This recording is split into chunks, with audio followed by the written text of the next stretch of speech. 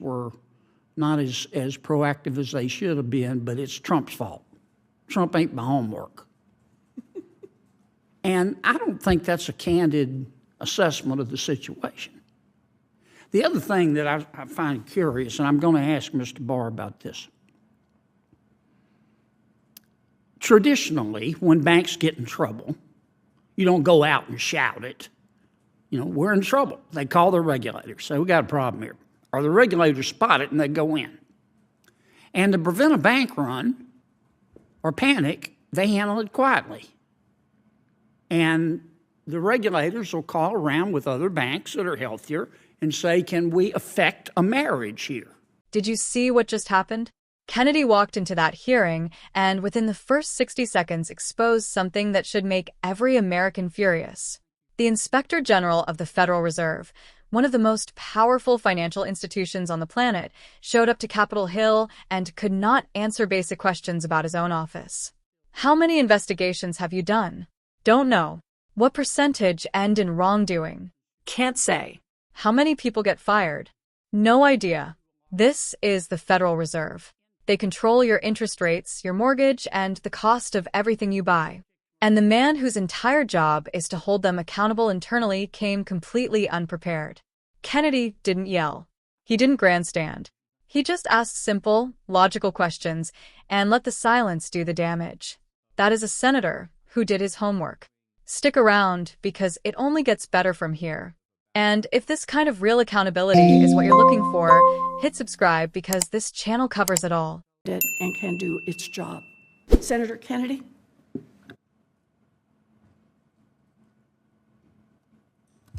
Thank you, Madam Chair. General, welcome.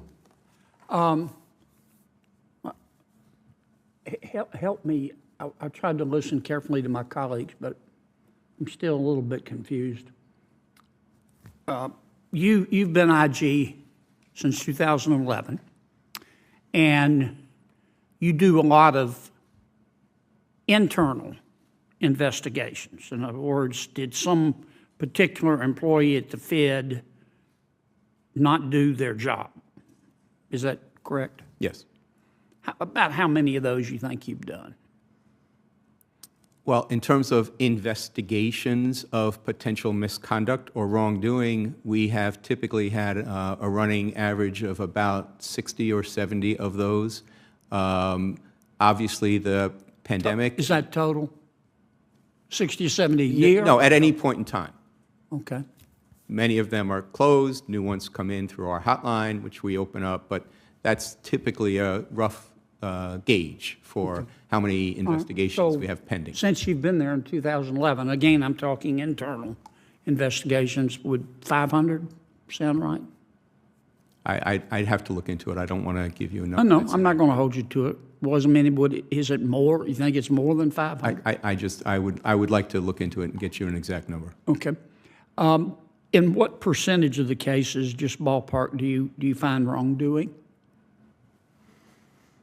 Again, it would be a wild guess, and I'm not comfortable giving one to you, but we can certainly look into that and develop those numbers for you. Frankly, I would have thought you'd would have that before you came today. Would you think it's more than half? No, I would not think so. More than a quarter? That's where I'm uncomfortable. Well, is it happen frequently that you find wrongdoing or infrequently? It's not infrequent. It's not infrequent? Mm-hmm. Okay. All right. And when you find wrongdoing, are the people who committed the wrongdoing, according to your report, fired? Sometimes. Okay. What percentage are fired? Again, sir, I would like to get you a specific number if that's what you'd like. Yeah, I think if you could get us that number, and perhaps we could do this again.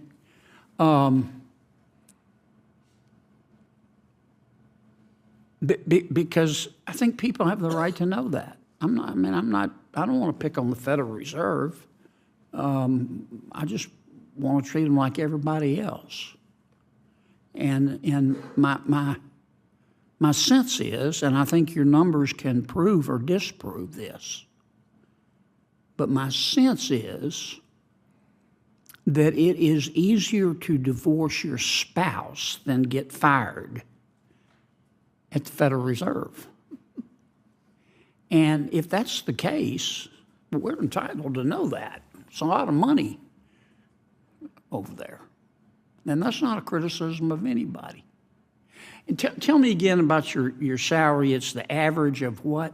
It's the average of both the salary and the bonus that is attributed to the other individuals who are similarly situated in terms of the organizational structure, which for me is the division director level. So there are 12 other individuals, and it's the average of their salary plus bonus. Okay.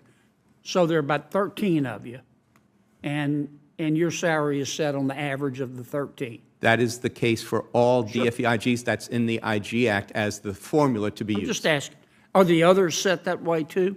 The other The 12 other ones whose salaries are used to get your salary? I'm not aware of how those are set, Okay. are established. Okay. And do you get a bonus? No, I do not. Okay. Do the others get a bonus? Yes, that's part of that average that I mentioned. Okay. Do all 12 of the others get a bonus? I don't know the answer to that. Do they get a bonus when they say inflation is transitory and it's not? Do they still get their bonus? I don't have the answer to that. Okay. How do we get that information?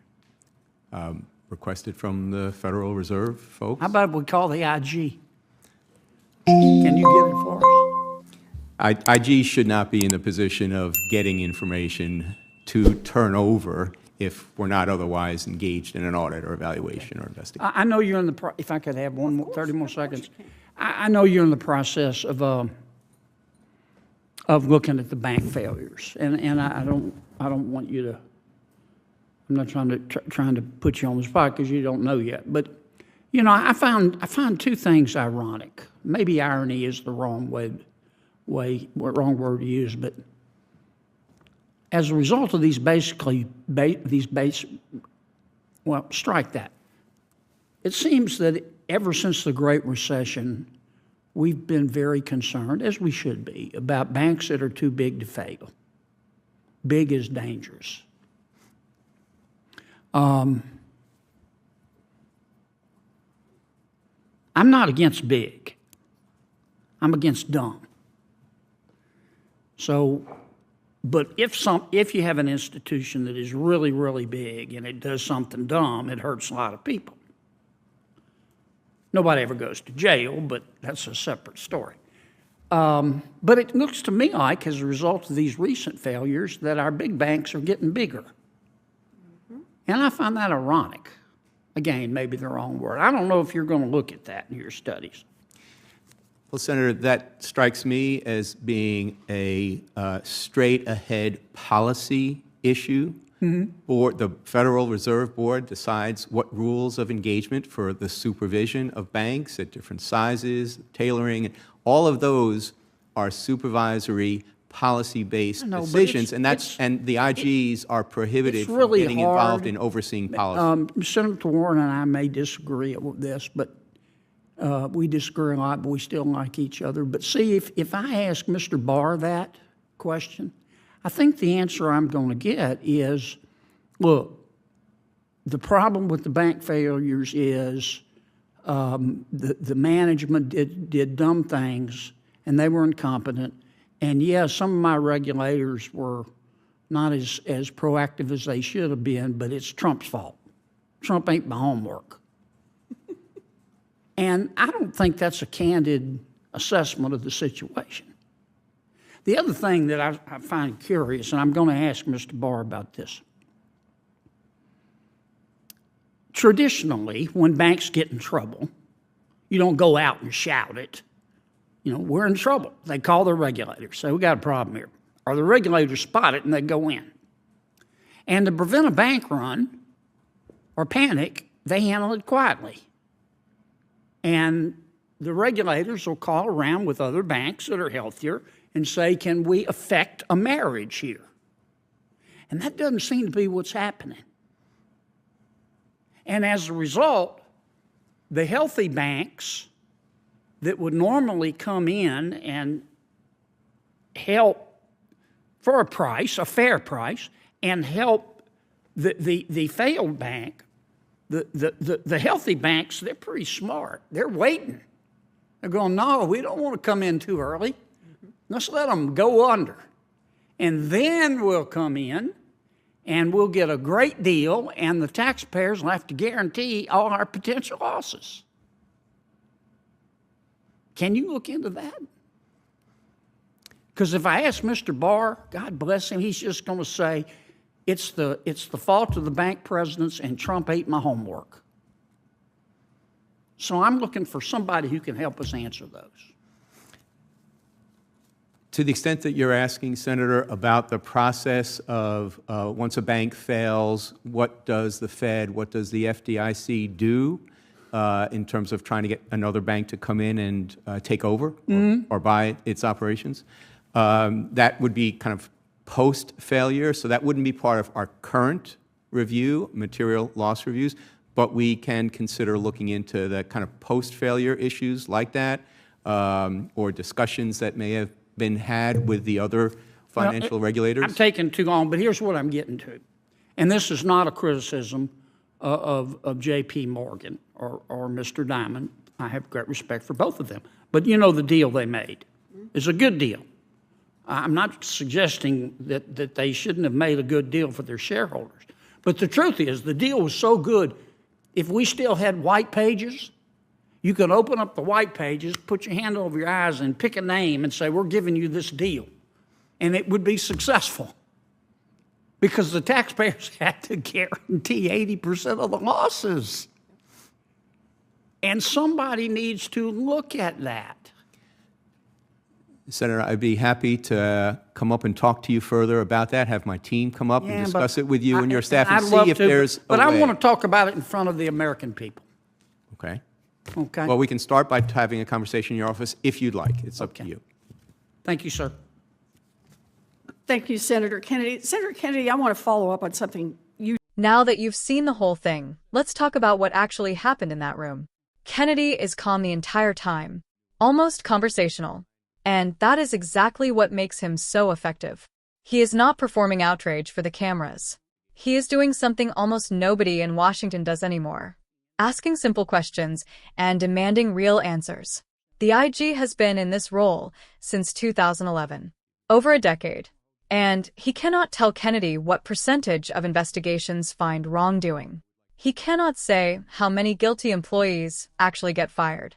He does not even know whether the people whose salaries set his own pay received bonuses after telling the American public that inflation was transitory, which, by the way, turned out to be one of the most costly economic miscalls in recent memory. That line about it being easier to divorce your spouse than get fired at the Federal Reserve, that was not a joke. That was a serious point delivered in plain language. Accountability inside the Fed looks almost non-existent, and the man responsible for enforcing it could not produce a single number to prove otherwise. Then Kennedy shifts to the bank failures, and this is where it gets really important. After each recent collapse, instead of regulators quietly brokering deals behind the scenes the way it used to be handled, everything played out in public. So the healthy bank sat back, waited for the failure, and then came in to scoop up a deal so favorable that, as Kennedy put it, you could pick a random name out of the phone book and hand them the same terms, and they would succeed. Why? Because taxpayers guaranteed 80% of the losses. That is not a rescue. That is a gift to the acquiring bank paid for by you. He also points out something the financial press has mostly ignored. The entire post-2008 regulatory framework was built to stop banks from getting too big to fail. And yet, after this latest round of regional bank collapses, the biggest banks are bigger than ever. The policy failed on its own terms, and almost no one in power wants to talk about it. Kennedy is one of the few who will. Plainly, on the record, in front of the American people. That is what real oversight looks like, and that is why this hearing matters.